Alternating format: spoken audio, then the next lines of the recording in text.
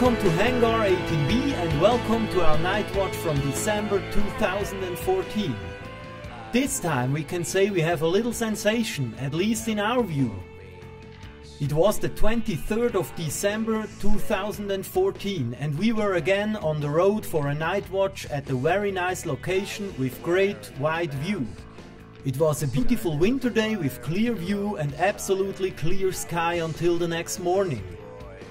In the late afternoon we installed a camera directed to north-northeast, filming the sky. This camera was recording non-stop for over 4 hours. The camera was mounted on a tripod and therefore recorded the same part of the sky over these 4+ hours. We took care that the camera is also recording the top trees on the right side. These trees can be used as reference points afterwards. Now we had more than 4 hours of recorded video, showing the sky getting darker and then staying black. You could imagine that reviewing such a video is a bit boring. We decided to make a time-lapse video out of it, which means that we watched the video 64 times faster than in real time. By doing this, we suddenly saw a short anomaly in the upper left corner of the camera view field. In fact, it was just a short flash in front of the dark night sky. Because of the time-lapse, this anomaly was always interesting as the video was rolling 64 times faster than in real time. After we found the position in the real-time video by using video editing software, we were weirded out, to be honest. Now, we probably have to explain why we couldn't believe what we saw. For someone who sees this anomaly for the first time and has no relationship to the place we stayed, it could easily look like an airplane which was bad focused by the camera. But we can for sure say this is not an airplane. We will bring up the reasons why we know that this is not an airplane in this video, and we are sure that some of you will come to the same conclusion. In any case, it'll going to be exciting. First we show you the recording without any manipulation, without any filters or zoom.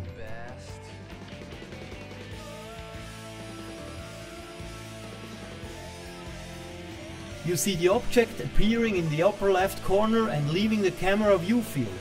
At this moment it was 6:50 p.m. The first thing which stands out are of course the lights. Those lights are looking as if they are no spotlights or something similar. The second thing, and that really astonished us, is that the object seems to come out from nowhere. The sky was completely clear, there were no clouds or haze whatsoever. The sight was just brilliant, but nonetheless this object is not visible on the camera until it is already very large. Because of our knowledge of the place we were located, we immediately knew that this is hardly an airplane. Nonetheless, we not just ignored this explanation for the object, but started to try find the evidence for our assumption. The main problem with this record is primarily that the object is simply too big or too near or low for an airplane. To visualize that conclusion, we produced a composite picture. To do that composite, we took a snapshot out of the over 4-hour-long video, but one from the beginning, when there still was some daylight. You can see very clear the trees at the right hand side. The second step was that we took a picture made in the same direction, but with another camera, with a wider view angle. We'll use this picture to show where the object really was. To do that, we had just to alter the size of the picture so that the trees on the right fit onto the trees in the other picture. Finally, we took the sequence where the UFO was on record. This sequence was laid over the first picture from our long time recording, so that those also fit together.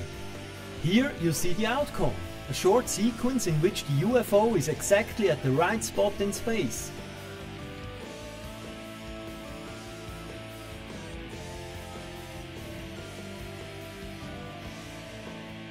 This sequence gave us the verification that this is not an airplane. In fact, there is a flight corridor for passenger planes landing at Zurich-Kloten Airport, but this flight corridor is far in the west from our position. Besides that, the planes on this pass are much higher over ground. We were located in a very remote area, at least for Switzerland. If we look at the daylight composite and we assume that this is an airplane, it would have been low, very low. We would estimate an altitude of lower than 200 meters. If you are in such a remote location and an airplane is flying over you so low, you would notice this plane. Moreover, you would probably duck down.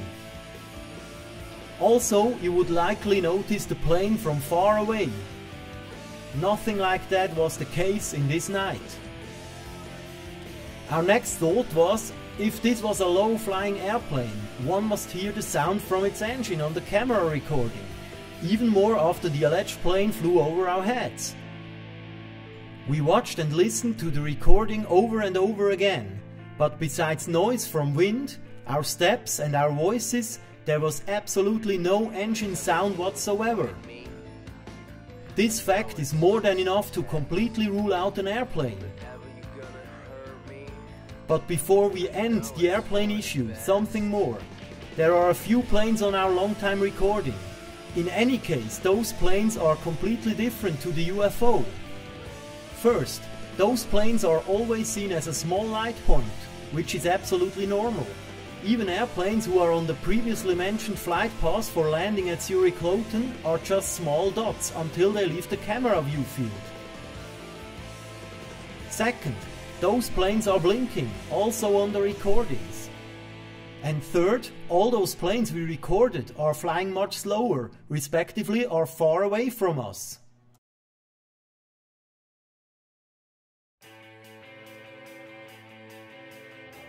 Here you see such an airplane on the mentioned flight path for landing.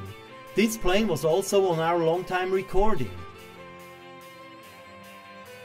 You see the plane as a small dot in the bottom left corner. Also here you see clearly that the flight path is far more to the west from our location. Pay attention to the much slower movement and of course to the much smaller size and the blinking from the airplane. Interesting, isn't it?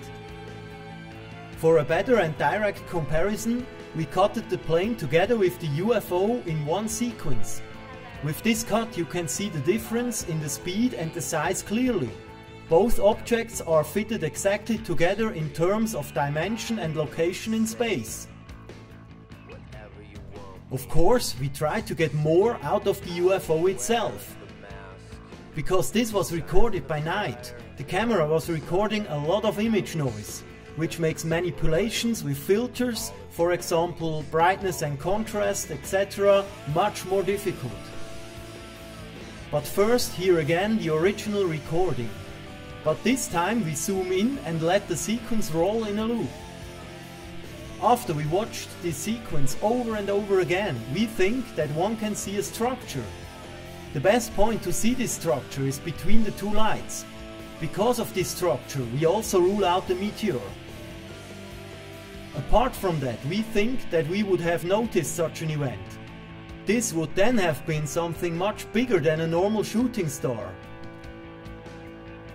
It looks like that this object is a triangle where we see the bottom of it and the lights were flickering on the side wall facing into our direction. This is just an impression. Because of the darkness, unfortunately it's not possible to prove this assumption. We now stop the sequence here and show you the alleged triangle with yellow lines.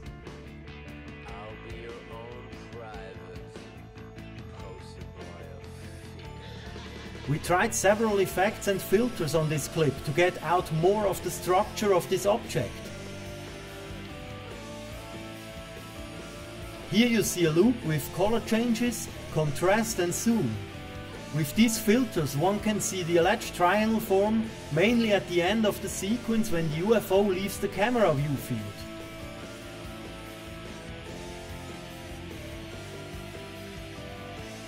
Here again the triangle form visualized with yellow lines.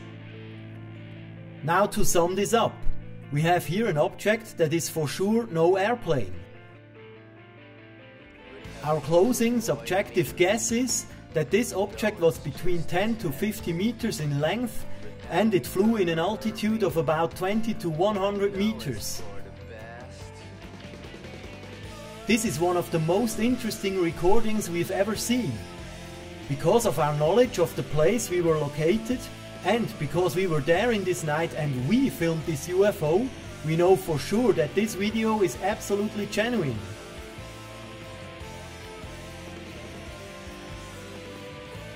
That our camera was slightly too much pointed to the west is a shame, but we can live with it.